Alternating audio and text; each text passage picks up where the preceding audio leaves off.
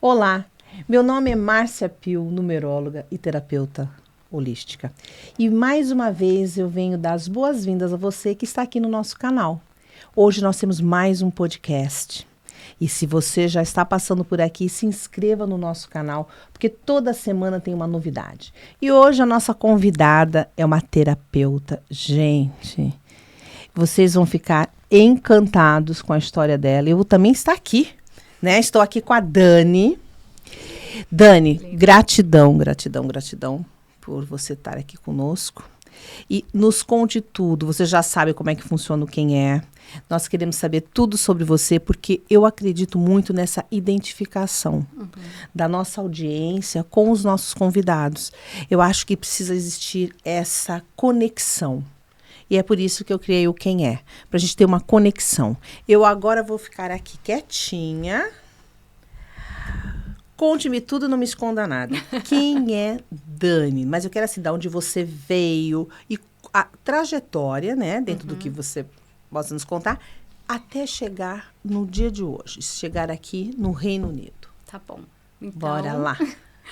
Muito obrigada, Márcia, pela oportunidade de estar aqui, fazer parte desse grupo maravilhoso, né, Terapeutas BR UK, muito delicioso esse grupo. E eu me sinto muito feliz e muito honrada e uma gratidão profunda mesmo. Muito obrigada. Bom, quem é Dani? Eu me considero como um aprendiz da vida, tá? Então, se eu responder isso para ti, quem é Dani, eu respondo assim. É uma aprendiz da vida.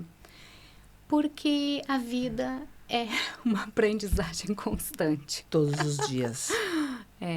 Eu sou natural do Rio Grande do Sul, nasci em Santa Maria, que é no interior. Santa Maria. Sim. Inclusive, é uma cidade estratégica, né? Em termos de proteção, né? Ela é uma cidade que fica no centro-oeste do estado. Então, todas as forças armadas, com exceção da Marinha, porque nós não temos rio ali no centro, né? Mas Exército, Aeronáutica, eles estão ali. E tem vários grupos que são sediados ali, justamente pela estratégia, né? A posição geográfica. Da posição geográfica, isso, exatamente. Então, é bem interessante, bem legal. É uma cidade universitária também. Então, tem muita gente que vai estudar lá na Universidade Federal de Santa Maria. E então, assim, é um movimento muito grande de pessoas, de entrada, saída, adolescente, né? Uma cidade jovem. Ela é. Então, eu venho desse lugar, Santa Maria, no Rio Grande do Sul. Família grande? A minha família, não muito, tá? Porque somos eu e a minha mãe, agora, né? Agora que eu digo, parece que é ontem, né? Não. Mas depois, quando eu tinha 13 anos, a minha mãe casou com meu padrasto, daí, então, eu tenho um irmão, então somos nós. Meu padrasto já desencarnou, mas parte de mim, né? Da minha família, é a família da minha madrinha e do meu padrinho. Por que eu digo isso, gente? Porque a minha mãe, quando ficou grávida de mim, o meu pai não aceitou a paternidade. Tá certo. Né? Então, a minha mãe trabalhava com os meus padrinhos naquela época. E daí, a minha madrinha e o meu padrinho, quando perceberam que a minha mãe estava grávida, eles convidaram a mãe para ficar realmente, né, com eles. E disseram que iam ajudar a me criar. Então, na verdade, assim, ó, eu tenho um irmão consanguíneo, que é o meu irmão, o Marcos.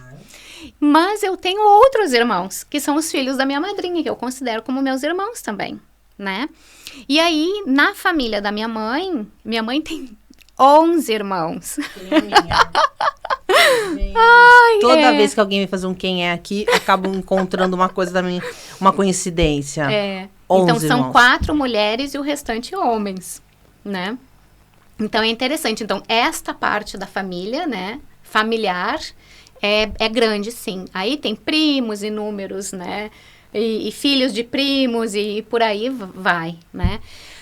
Mas, Márcia, eu sempre digo que desde que eu nasci, eu sempre tive vontade de vir para a Inglaterra.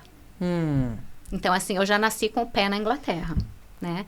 Então, assim, eu adoro o Brasil, acho um país maravilhoso, né? Mas eu não me enquadrava lá. E isso é um fato, né? Então, essa busca para vir para a Inglaterra, ela não foi uma busca fácil para mim, tá? Porque condições financeiras eu não tinha. Então, assim, ó, quando eu era criança, eu participava de tudo que era gincana, porque eu adorava inglês. Era muito fácil para mim, sabe? Então, assim, eu ficava, assim, fascinada de escutar alguém falando inglês e queria falar e queria aprender. Então, eu participava de gincana para ganhar curso dali, curso daqui, né? Eu lembro que teve uma gincana que eles estavam dando uma viagem para os Estados Unidos. Mas os Estados Unidos nunca foi, assim, o meu atrativo. Mas mesmo assim, eu fui lá, tentei, fiz o meu melhor, mas não consegui.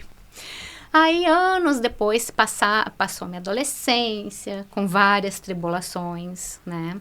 Porque hoje eu entendo que parte das coisas que eu passei na minha adolescência, das dificuldades, das tribulações, foi porque eu não consegui absorver em criança a questão da falta do pai. Claro. Entretanto, eu tive uma figura paterna muito presente na minha vida, que eu sou muito grata e amo sempre, que é o meu padrinho. Ele já desencarnou, mas ele sabe que eu continuo amando ele. Inclusive, eu sinto a presença dele perto de mim, me protegendo, né? E não só me protegendo, mas também me dando puxão de orelha quando precisa. Porque sabe? o amar é isso, Exato, né? Não, mas aí tem um fator importante, porque eu tô falando do puxão de orelha. Depois veio o meu padrasto. E daí a gente se deu bem no início, depois a gente teve meio uns choques, assim, por causa de umas fofocas que aconteceram. E aí a gente não se deu bem, aí depois a gente voltou a se dar bem de novo.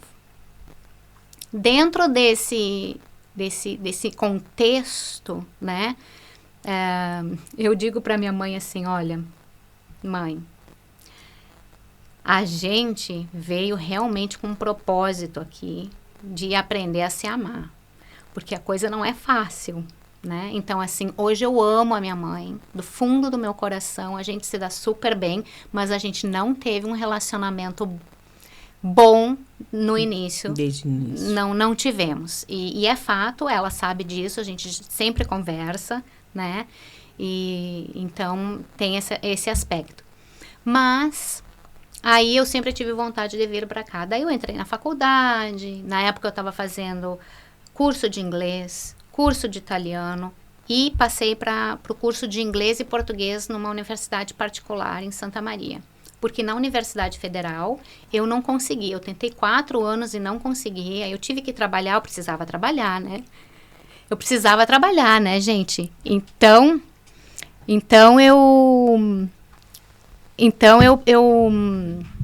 eu peguei e precisava, né, me reestruturar e toda essa coisa.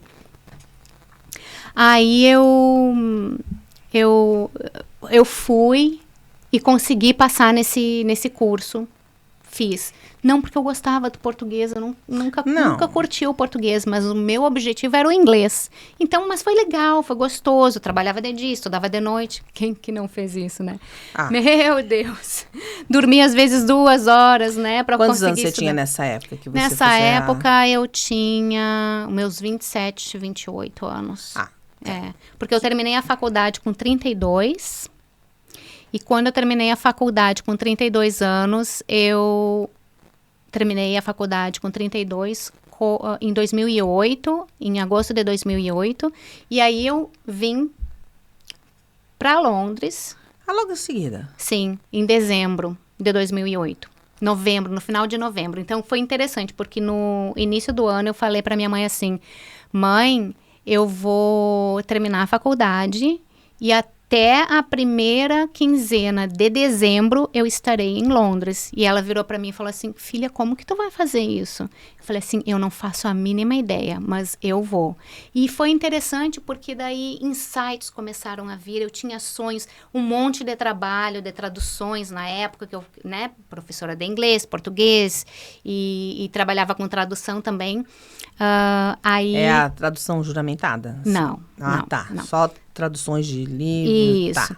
Aí trabalhei com as traduções, surgiram várias, e daí uma amiga que é muito amiga na época, até a gente perdeu contato depois, mas a gente se dava muito bem na época, ela falou assim, eu acho que eu vou contigo. E aí ela veio junto. Então, na verdade, eu ia vir com a cara e a coragem e tive o apoio ainda, sabe? Tipo, de ter alguém que eu conhecia que viesse junto comigo. Então, foi bem legal, assim. Aí eu fiquei 1 ano aqui e neste 1 ano eu vim com um visto de estudante. Aí eu fiquei correndo atrás para terminar com a papelada da minha cidadania italiana. E aí eu fui para a Itália, fiquei 50 dias na Itália, né? Fui lá, finalizei, foi um processo super rápido, não fácil, né? Mas rápido. E daí eu voltei para Londres e daí eu recomecei a minha vida. E você não gostou da Itália? Márcia, naquele momento não, porque eu passei muito trabalho. Eu estava com muitas dificuldades emocionais, financeiras, eu não queria estar lá, sabe? Então... Seu objetivo era o Reino Unido. Era o Reino Unido, sempre pegou foi. A documentação, vambora. Sempre foi. E foi interessante. E aí, Márcia, eu voltei para cá. Aí eu eu trabalhei como cleaner, trabalhei em estádio de futebol como cleaner, né, com limpezas, né. Depois eu trabalhei numa loja que se chama Accessorize, né. Trabalhei nessa loja 1 ano. E depois que eu trabalhei nessa loja, quando eu completei 1 ano, eu pedi demissão porque eu tinha conseguido um trabalho de caixa no Banco Barclays. Então, eu trabalhei quase 5 anos no banco Barclays, em Tottenham Court Road. Maravilha. Trabalhei lá. E daí eu saí do banco porque eu queria tentar fazer alguma coisa, um negócio próprio, né? Mas não deu certo. Mas eu tentei, mas não deu certo. E aí voltei a trabalhei numa outra empresa, né? Que trabalhei na parte de... gente, me fugiu agora. Mas na parte administrativa também. E aí depois eu fiquei sem trabalhar de novo. Aí depois eu trabalhei em recepções. Bom, você não tem problema de recalcular rota, não, de recomeçar, não. porque eu tô vendo que você tá falando, não, fui pra lá, fui pra Itália, fui pra... Muito não tenho. Bom. Eu tenho uma capacidade de adaptação muito grande, né? Eu me adapto, sim. Isso não quer dizer que eu não tenha as minhas resistências e que eu sofra com algumas questões, né? Mas eu consigo me adaptar, sim. Mas você continua em frente, porque tem gente que tem a resistência e isso para. Não. Mas teve um episódio que é importante, eu gostaria de mencionar. Primeiro, quando eu era adolescente e na minha fase inicial de adulta, eu ainda morava com os meus padrinhos. Eu voltei a morar com os meus padrinhos numa época. E aí eu era muito rabugenta, de mal com a vida, sabe? Tudo era péssimo, acordava reclamando da vida, de tudo. Aí o meu padrinho um dia virou pra mim, eu acho que ele se encheu o saco, sabe? E virou pra mim e falou assim, minha filha, ele falou assim, ó, minha filha, se tu não mudar, tu nunca vai casar, porque ninguém vai querer casar contigo, que tu é uma rabugenta. Gente de Deus, o homem que eu idolatrava, que eu amava e que amo ainda, né? Não idolatro, mas amo, né? Que é diferente. Gente, ele falou assim comigo. Fiquei arrasada. Meu mundo caiu. Fiquei arrasada. Mas foi a maior prova de amor que ele podia ter me dado. Porque aquilo ali me deu forças para me acordar internamente. Para perceber que eu precisava mudar. E aquilo ali, assim, ó, toda vez que começa a vir qualquer coisa de desânimo, parece que aquela voz dele de cura para minha alma vem, ecoa e eu, opa, só um pouquinho, não é por aí, né? Isso é um fato bem importante para mim, na minha vida. E o outro fato importante também é que quando eu estava trabalhando no banco, eu tive um problema de saúde. Eu tive o que é comum na maioria de nós, que é hérnia de disco. Só que os nervos no final da coluna, lá na L5, na S1, eles estavam torcidos. Então, eu perdi a força nas pernas e eu fiquei sem caminhar por 6 meses. Eu não conseguia ir ao banheiro sozinha, eu não conseguia me virar sozinha. Uau. E aí, eu... Desculpa, com quem você estava morando nessa época? Com a sua amiga ainda? Você estava morando sozinha? Não, eu estava morando com a minha amiga. Né? Eu alugava um quarto no apartamento dela. E aí, eu lembro que...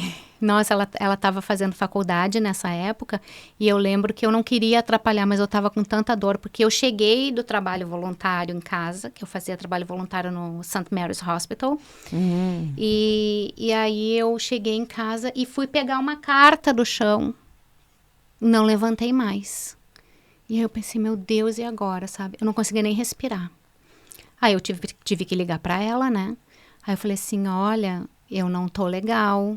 Assim, eu sei que tu tem aula, mas assim, eu não tô legal, eu tô precisando que tu venha pra casa. Tu pode vir? E ela falou assim, gente, tu nunca falou uma coisa dessa, tu deve estar morrendo, então eu tô indo pra aí agora. Aí ela foi, quando ela chegou, ela disse assim, gente, eu não acredito, sabe? Eu era a letra L, né? O tronco não voltava pra cima. Aí a gente ligou pra ambulância, aí foi uma questão, né? Fizemos tudo o que tínhamos que fazer, aguardamos. E aí eu comecei com tratamento aqui, tratamento ali, médico, e injeções, e eles tentando fazer de tudo para passar a dor e nada passava. Aí chegou um ponto que eu fui diagnosticada, eu sentia tanta dor em toda a parte do corpo, que eu fui diagnosticada com fibromialgia. Eu desenvolvi um neuroma de Morton no pé, que eu tive que fazer cirurgia para retirar, tá? Que é uma carne que cresce entre os ossos desses 2 dedos do pé, tá? Então, assim, ó, isso aqui era uma coisa horrível, eu não podia fazer isso aqui. Então, eu não podia calçar calçado, não podia colocar nada. Então, eu tive que fazer essa cirurgia e retirei esse neuroma. Só que daí, os médicos começaram a me dar injeções, eles foram super atenciosos, sabe? Estavam fazendo realmente a parte deles, com dedicação, com tudo. Fiz vários procedimentos, mas aí chegou um ponto que nada funcionava e eles falaram assim, a gente quer abrir a tua coluna para investigar. Aí eu falei assim, opa! Agora de jeito nenhum. Tá saindo do limite. Saindo do limite. Aí eu falei assim, de jeito nenhum, gente. Vocês não vão abrir a minha coluna para investigar. Aí eu, numa conversa com um neurocirurgião, que me disse que pessoalmente a sugestão dele era que eu não fizesse isso, né? Mas a equipe toda, como um todo, sugeria que sim. Mas eu conversando com ele, e ele falou assim, eu sugiro que tu não faça. Porque eu acredito que tu possa reverter isso. Eu falei assim, então, por favor, me mostra como é uma coluna e um cérebro normais e como que está o meu. Aí ele me mostrou, eu falei assim, então eu vou trabalhar para voltar a ficar bem. Aí ele ainda me olhou meio assim, sabe? Tipo, né? Mas tá, tudo bem. Aí, quando eu falei para a equipe médica que eu disse que eu não ia fazer cirurgia, eles ficaram furiosos comigo, porque eu era louca. Eu falei assim, eu não sou louca. E é uma consequência que eu vou ter que arcar se de repente eu estiver sendo louca. Mas eu vou seguir meu coração. Eles iam fazer também uma pesquisa. Eles não tinham certeza de nada. Eles iam, né? Nessa pesquisa, se dá errado, ó, lamento muito, mas não tinha jeito. Se desse certo, tá vendo? Mas era um risco. Sim. Coluna é uma coisa muito delicada. É muito delicado. Foi na realidade, gente, esse é a minha experiência, a minha vivência. Cada um é diferente. Mas eu tô colocando aquilo que é pra mim, né? O que eu decidi pra mim. O que faz sentido pra mim, dentro do meu coração, dentro do que eu tava sentindo, dentro de toda uma energia, uma certeza que eu tinha. Um contexto, né? A gente nunca faz aqui, quando a gente conta as nossas experiências, ninguém está fazendo apologia a médicos, a nenhuma área, ninguém está falando assim, quando eu falo, estou cuidando do meu diabetes com alimentação, não estou falando para pararem de tomar seu medicamento, seja se você toma insulina ou toma, não importa. Nós estamos aqui batendo um papo que talvez tenha outras pessoas que se identifiquem com essa situação. Então, não é única. Então, no caso da Dani falou, não, vou tentar alguma outra coisa. E o que você fez para solucionar, no seu caso, este problema da coluna? Márcia, eu tive a oportunidade de, naquela época, conviver com pessoas que entendiam a questão da alma, tá? Do espírito. E várias pessoas, dentro daquele contexto que eu vivia, me deram muita força para entender, muito material para ler sobre ansiedade, tá? Sobre autoamor, tá? E sobre a consciência do potencial interno.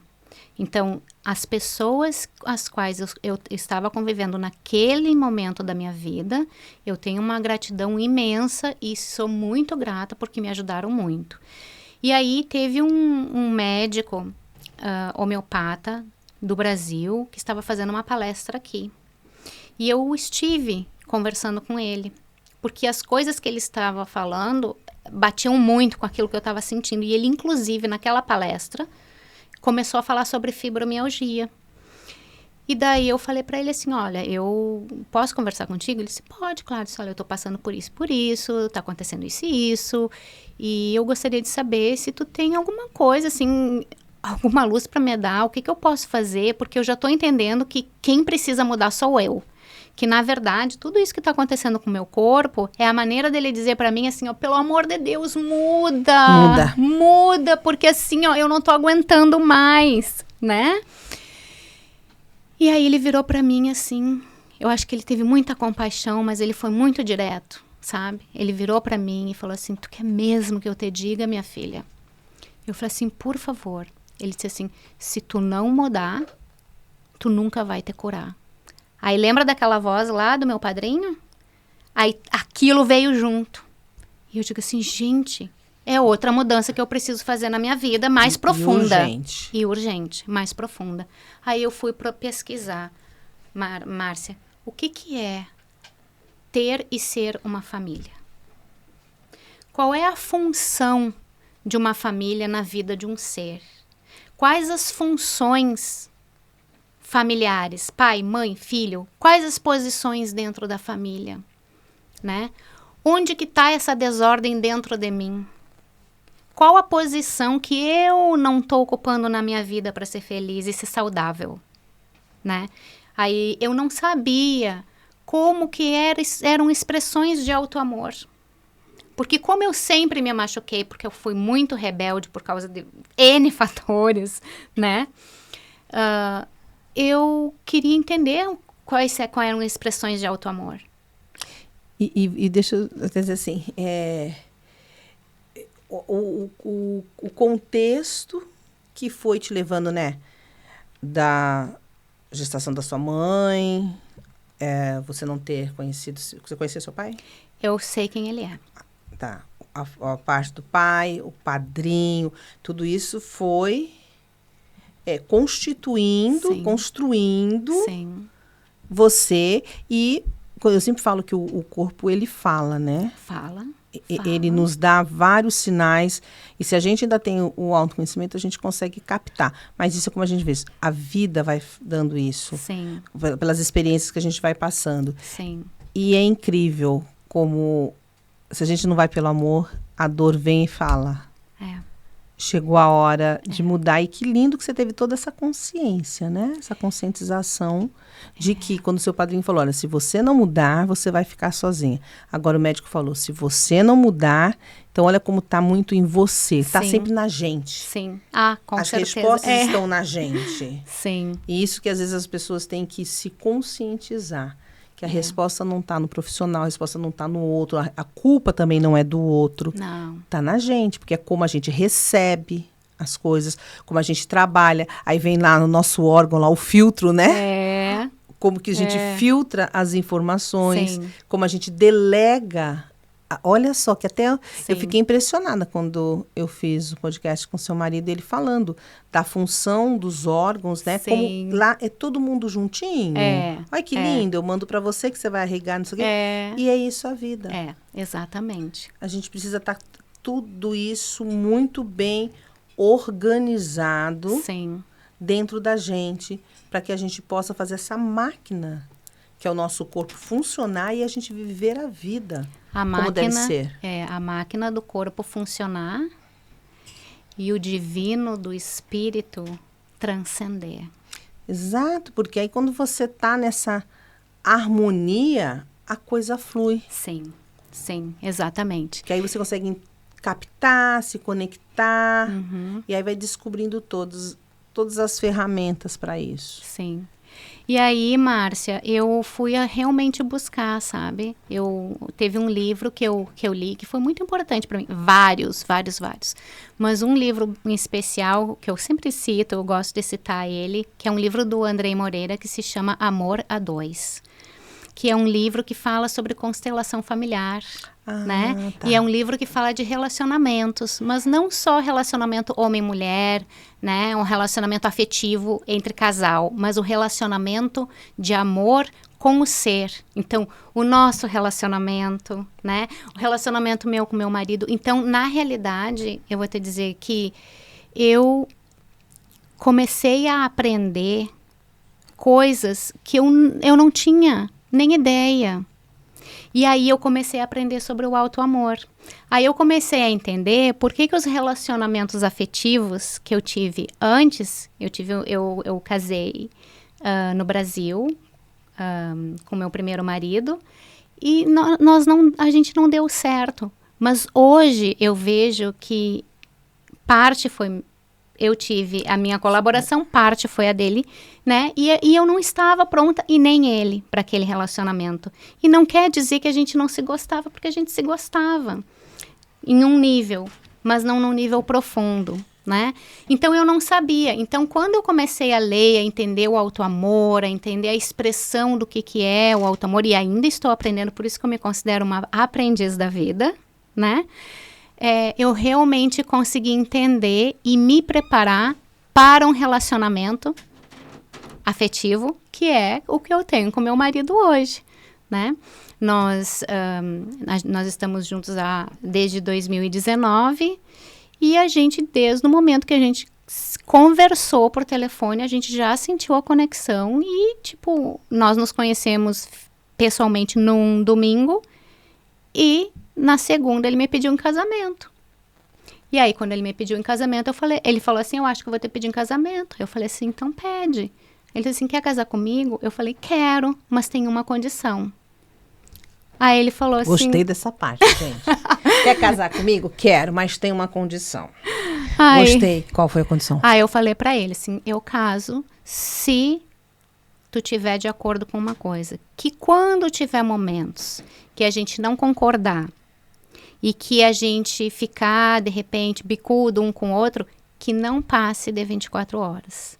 Por que eu estou dizendo isso? Porque hoje eu atingi um nível da minha vida que eu sei o que eu quero. E eu quero ser feliz. E eu quero aprender a lidar com os problemas, com as experiências que vêm para a minha vida de frente. Não mais de lado, nem de costas, nem botar embaixo do tapete. Então, se tu topar, a gente senta, a gente conversa e a gente segue em frente. Escolhendo regar o amor, regar a confiança, regar a comunhão todos os dias. Topa? Ele, topo. E a gente está aí até hoje, sempre buscando este momento do nosso encontro, porque este momento foi um momento realmente bem, eu acredito que definiu, né, o que a gente quer pra gente. Então, quando alguma coisa acontece, às vezes a gente fica assim, não faz isso, não faz aquilo. Aí a gente olha um pro outro assim, o que a gente falou, né? Então, vamos conversar. Mas a gente não tem problema, graças a Deus. Graças a Deus. Sabe? Mas o diálogo é importante. E também assim, gente, o casal se dar bem não significa que a gente tem que concordar e dizer amém todo instante, porque somos indivíduos, né? O se dar bem é o respeitar, inclusive aquilo que você não concorda, que você não aceita, que você não pensa igual. Eu acho que o respeito, né? As diferenças, exatamente. Eu acho que o dar bem é isso, é este respeito, esse espaço que você dá para o outro ser, querer, duvidar, discordar, ter o seu momento, que às vezes que é isso também que eu falo no autoconhecimento, a gente tem que entender o momento daquela pessoa que tá, e isso inclui de quem a gente diz que ama. Claro. Que a gente convive. Claro. Olha, hoje eu tô querendo fazer isso, mas eu não queria fazer. Como não? Não, peraí, tá. Então, tudo bem. Sim. Tem algum problema se eu for? Eu gostaria de ir com você, mas eu queria fazer isso. Tem algum Sim. problema? Não, pode ir. Esta liberdade, esta confiança, Sim. eu acho que isso é que faz o relacionamento ser consistente, E ser saudável. verdadeiro, saudável. Saudável. Ninguém é dono de ninguém. Sim. Nada de bater porta e dormir de um jeito. Não, gente. Se você não conseguir ter diálogo com a pessoa com quem você dorme, com quem você constitui família, com gente que tem filhos juntos, tudo, com quem que você vai ter? Sim, sim. Exatamente. E isso, Márcia, tu falou da questão da confiança, né? E aí eu lembrei também de outro episódio, né, da minha vida, que eu sempre fui insegura, né? E nunca tive autoconfiança. Eu acredito que realmente por causa da questão da simbologia do abandono, né? Do pai, ou, enfim. Mas aí, com esse aprendizado de autoconhecimento, de autoamor, eu percebi que o que importa é o que eu faço ou o que eu deixo de fazer, né? Que é a minha consciência, sou eu comigo. E isso foi muito libertador para mim. E é assim, né, que eu me mantenho saudável e feliz, né? Porque é essa escolha, eu me escolho todos os dias. Agora eu tô aprendendo a me escolher a ser mais leve. Então eu estou neste aprendizado agora, né? E é isso, né, Márcia? Mas agora, voltando um pouco mais pro lado pessoal, deixa eu te fazer uma pergunta. Sim. O que você gosta? O que você faz para se divertir? Você gosta de cinema? Você gosta de ler? Você gosta de viajar? Quando você viaja, quais os lugares que você gosta de ir? Quero saber um pouquinho mais íntimo da Dani. O que é? Eu adoro água, adoro praia, eu adoro sol. Tá? Adoro. Me sinto, assim, realizada. Então, assim, ó, eu gosto de ir pra praia, pegar ali, tomar um banho de mar. Aí eu deito um pouquinho, sinto o sol, porque tudo o que eu faço, eu tento fazer como uma comunhão. Então, quando eu estou na água, eu estou em comunhão com aquela água. Eu estou sendo nutrida daquela água. E também imito o meu amor. Quando eu estou com o sol, a mesma coisa, né? Eu adoro ler, adoro estudar, adoro investigar. Sabe? Adoro. Agora, eu tenho uma paixão. A minha paixão é cozinhar. Mas não é qualquer coisa. Eu gosto de criar, sabe? Eu gosto de criar coisas que me ajudem a me manter nutrida e a ficar saudável. Por que eu digo isso? Porque quando eu estava... Uma das coisas que me ajudaram... quando eu estava com aquele problema de saúde, eu consegui a cura através da alimentação. Além de todo o autoconhecimento, toda, né, mudança e aprendizado de pensamento e sentimento, eu consegui através da alimentação. Então, eu retirei tudo aquilo que me inflamava e coloquei na minha vida coisas que não me inflamavam. Então, naquele momento foi quando eu virei vegana. Eu me tornei vegana por causa disso. Depois eu fui aprender o que era o veganismo. Aí eu entendi toda a proposta por trás do veganismo. Dei tudo que eu tinha que era couro. Não uso nada de couro. Nada. Maquiagem. Não uso nada de maquiagem que venha de animal. Nada. Aí nem uso maquiagem muito. Mas, por exemplo, batom, né? Nada que eu for colocar na minha pele, no meu corpo, nada tem. Entretanto... né? O meu marido segue uma dieta vegana, mas ele come peixe, adora. E daí eu faço peixe para ele, né, também. E aí aquele peixe, aquele cheiro de peixe tem me dado vontade de comer peixe. E aí eu tô escutando o meu corpo para entender o porquê. Então eu estou nesse momento para entender o porquê que eu tô querendo, né, qual é a necessidade. Então assim, eu não me coloco dentro de uma caixa fixa. Isso, que você nunca sabe? Mas ser flexível. Mas porque muita gente, Márcia, quando eu mudei a minha dieta e o meu estilo de vida, eu fui realmente criticada à la louca, sabe? E aí eu falava assim, gente, vocês podem me chamar de louca, podem me chamar de qualquer coisa, eu não me importo. Sabe por quê? Porque no final do dia, quando eu deito a cabeça no meu travesseiro, quem tá sem dor sou eu. Né? Porque eu vi os resultados. Eu tinha necessidade daquela metodologia para aquele momento. Certo. Então, por isso que eu digo assim, sabe? É muito importante. Por isso que eu entendo quando o meu cliente vem para mim com certas dores, porque as nossas dores, de uma forma geral, elas são muito parecidas, né? Então, assim, eu não tô dentro de ti para saber a tua dor e o que tu traz, porque a bagagem é tua, né? Mas eu compreendo. E se eu compreendo, é mais fácil para eu conseguir entender, de repente, aquilo que tu precisa, né? É claro que eu não vou dizer para ti, faz isso, faz aquilo, que isso também não funciona comigo, não. né? Mas, não funciona. Tem esses caminhos aqui, você pode seguir esses caminhos, você pode seguir, usar essas ferramentas, Sim. testa para ver você. É que nem quando a gente lê um livro. Você vai ter uma percepção daquilo que está lendo, que é a sua necessidade que está ali, as suas dores. Eu posso ter do mesmo livro uma percepção diferente. Lembra quando a gente fez até o da Barbie? Sim. Cada um ali viu um ponto de vista pela sua ótica, pela sua necessidade, pela sua criação, pela sua personalidade, por tudo. Então, eu acho que tudo na vida é isso. É você ver o parâmetro, né? Ter os parâmetros para saber, olha, eu vou fazer dessa maneira, eu vou fazer dessa. Sim. E eu acho incrível. Não, tem gente, olha, existe terapeutas, psicólogos, médicos, psiquiatras, todo mundo. Uns vão pelo estudo, pelas pesquisas, válido. Mas eu acredito que nós, terapeutas, principalmente vocês devem, quando forem procurar um terapeuta, é um conselho que eu dou.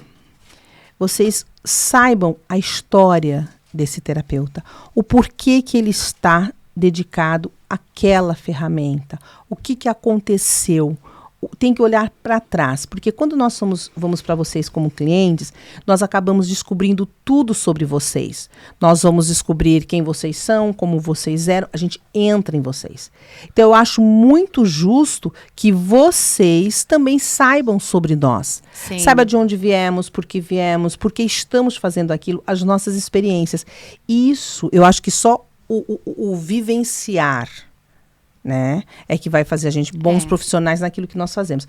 E eu acho incrível, porque por isso que eu pergunto, né, como é que você chegou ali, como é que você chegou nessa ferramenta, como é que você chegou nessa terapia? Pela experiência, pela vivência. Não que todas as vivências vão ser iguais. Não. Mas aí você vai se dar bem com a minha terapia, porque você se identificou comigo, mas pode se dar bem com a terapia da Dani, como uma terapia pode complementar a outra, porque cada uma, né, cuida de uma parte específica. Mas aconselho a você, todo profissional que você for procurar, você veja se ele confia e usa o que faz. E como ele chegou ali. Sim. E aí, Márcia, só para adentrar aquilo que eu escolhi fazer, né, aquelas pessoas as quais eu estava convivendo naquele momento, que foram tão importantes para aquele processo, né, que eu sou muito grata também pelo apoio que eu tive deles, chegou um certo momento que eu estava com a necessidade de algo além e que eu não estava obtendo daquelas pessoas, porque eu tinha que obter de quem? De mim, né? Então, eu lembro que eu estava num conflito interno, assim, gigante, sabe? E aí, para tomar uma decisão X de sair daquele grupo, que eu não quero entrar em detalhes aqui, né? Mas eu levei 2 anos analisando, né? E aí eu tomei a decisão e pedi para o universo, por favor, me coloca perto de pessoas que sejam completamente diferentes das pessoas às quais eu estou convivendo, porque eu preciso saber se eu sou louca ou não. Porque era assim que eu estava me sentindo. Porque eu estava lendo nos livros uma coisa e eu estava percebendo outras coisas. E aquilo, eu estava num conflito interno muito grande. Estava incompatível. Estava muito complicado. E aí foi quando eu encontrei a terapia do som. Aí eu vi lá um anúncio E eu pensei, gente, mas o que é isso? Mas eu não tenho conhecimento de música, apesar de eu adorar música, né? Adorar cantar e toda essa coisa. Não sou cantora, gente, né? Mas ela adoro deve ser melhor do que eu, porque eu sou inimiga do som e do ritmo, mas tudo bem. E adoro dançar e coisa, assim, sempre me expressei, sabe, assim. E eu fiquei pensando, o que é isso? Eu fui ver. Aí eu entrei em contato com o instrutor. Aí conversei com ele disse que não precisava ter conhecimento de música nenhuma, que aquilo ali, né, ele ia ensinar uma abordagem que era para a vida, autoconhecimento, com a música, com os sons dos instrumentos, né, tambor, tigelas de cristal, tigela tibetana, né, a voz. E aí, nos 3 primeiros meses do curso, eu digo que, inclusive eu disse isso para ele, foi o período mais importante para mim de todo o curso. Por quê? Porque nós fazíamos exercícios corporais de expressão que eram brincadeiras. E essas brincadeiras eram tipo... fazer voz assim, gritar assim, fazer voz de macaco, som de macaco, não sei o que, fazer, sabe, pular e gritar. E eu ria tanto, de tão nervosa que eu ficava, porque eu era muito reprimida. Ia ter que se expor. E aí eu não conseguia, e eu só ria. Eu lembro que eu corria, sabe, junto com eles, e eu só ria, eu não conseguia fazer nada até o ponto que eu pensei assim, gente, por favor, me ajuda, sabe? Dani te liberta, não tem problema. Tá aqui, tu tá vendo, tá todo mundo normal, não tem ninguém anormal aqui, e tá tudo certo. E aí eu comecei a me libertar e a me liberar e me apaixonei. E dentro dessa paixão pela terapia do som, eu fui descobrindo muito mais a meu respeito. Eu fui aceitando a minha voz como ela é, porque eu sempre achei que eu tivesse uma voz de taquara rachada. Eu fui até fazer um curso de voice over, né, para ter a opinião de um professor a respeito da voz, porque quando, né, aí, e na verdade, e eu fui lá e eu não disse assim para eles assim, eu vim aqui porque eu quero saber como é que é a minha voz, porque eu tenho dificuldade, né, de aceitação com a voz, não sei o quê. Não, eu fiquei quietinha, né, fui lá, aprendi. Aí dentro dos exercícios, não sei o quê, depois a gente ganha feedbacks, né, a gente trabalha individualmente, depois em grupo, tu entra na cabine, fala, né, aí eu fiquei, e daí o feedback que teve em relação à minha voz, que era uma voz suave, uma voz que eles sentiam confiança, que era uma voz envolvente no sentido de aconchego, né? E eu pensei, gente, sério? Como assim, sabe? E aí eu comecei a chorar, sabe? Aí eu falei para eles, eu disse assim, nossa, eu tô aqui por esta razão, porque eu queria saber o que as outras pessoas achavam da minha voz, sem serem meus amigos. Né? Porque às vezes o amigo, ele é amigo, mas ele não tem coragem de dizer pra gente a verdade, né? Não. E muitas vezes a pessoa que a gente não conhece vai e fala assim, e a gente dá aquele acordar assim, né? E, tipo, então eu achei muito bom, foi muito válido pra mim. E então foi assim excelente. Daí eu fiz isso, aí eu dei continuidade ao meu curso, e daí eu fui para, né, depois que eu terminei o curso, que foram 2 anos, eu pensei assim, ai gente, mas eu tô sentindo que tá me faltando alguma coisa, eu tô querendo algo mais. E aí eu procurei a professora do meu professor, que trabalha com reeducação vibracional. Aí foi onde eu me achei. Aí eu me achei realmente, e tipo, nossa, sou apaixonada por isso. E tô hoje aqui. Você trabalha com isso? Trabalho com isso, trabalho com terapia do som, trabalho com sound bath, né, que são os banhos de som, e trabalho com a análise de voz e reeducação vibracional. O que é reeducação vibracional? São as frequências da tua voz, do teu organismo, do teu ser como um todo, né, emocional, físico, mental, espiritual, que eu identifico, né, através da leitura da tua voz, através da gravação da tua voz, que eu identifico e dou essas frequências de volta para ti, para que tu volte e tenha o teu equilíbrio como um todo também. Aí vai dizer assim, então tu tem uma ferramenta que é uma mágica. Não, não é mágica, é ciência. E além de ciência, eu faço a minha parte, mas o cliente tem que fazer a parte dele também. E falando em parte, então vocês vão ter que assistir a parte 2 do nosso podcast, porque ali, nessa gravação que nós vamos fazer, vocês vão estar vendo na prática o que é o trabalho da Dani, posso garantir para vocês que vai ser sensacional. Eu também vou estar aqui participando, conhecendo melhor, porque nós estamos aqui nos descobrindo. Sim. O que é sensacional. E nesse mês de setembro, uma coisa que é bom a gente salientar. Você que está aí, desse lado, com alguma situação que você acha que é difícil, que não estou desmerecendo a dificuldade, mas que talvez seja impossível de ter uma solução, nós aqui como terapeutas vamos dizer para você que nada é impossível quando Deus está no comando. Então, para isso que ele dá inteligência, dá sabedoria, dá conhecimento para que outros seres humanos possam vir ao encontro dos outros, para a gente possa fazer essa troca. Sim. Então, nesse mês, a gente pede que mais do que nunca, que você não se tranque, não se isole, que você ouça as pessoas, ouça as lives, terapias, converse, porque a solução está mais próximo de você do que você imagina. Mas vai depender de você. Márcia, eu gostaria de deixar uma mensagem, sabe? Por favor. Porque, como tu falou, né? Por mais difícil, por mais desafiadora que seja a situação, hoje eu encaro um problema não como um problema, mas como um desafio para eu achar a solução daquela questão que está, aos meus olhos, me atrapalhando ou me deixando sem dormir, né? Porque são só experiências na vida da gente. E, assim, eu sempre digo, sabe, que o que me motivou realmente a dar continuidade e me tornar terapeuta efetivamente, porque quando eu comecei o curso, eles me perguntaram, tu vai fazer isso como profissão? Eu falei assim, eu tô fazendo isso para mim. Eu não sei o que eu vou fazer com isso depois. Mas eu entendi que aquela terapia, aquele momento me fez tão bem e me ajudou a sair de um lugar de estagnação, de cansaço, de falta de energia, de falta de confiança tão grande, sabe?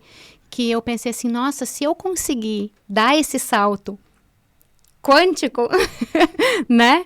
Gente, qualquer um pode. Porque eu, sinceramente, tinha muitas dificuldades. Ainda tenho. Mas eu encaro essas dificuldades como oportunidades de crescimento.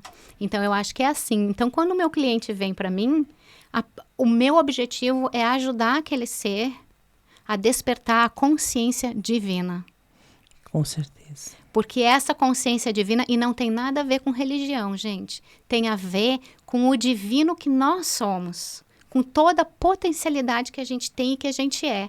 Então, é esse potencial, né? Porque, de repente, eu posso estar triste ou angustiada porque eu, sei lá, gente, sou advogada, emprego, né? E eu queria ser bailarina, por exemplo. Mas o que me impede de ser bailarina? Porque eu sou gorda, porque eu não tenho perfil.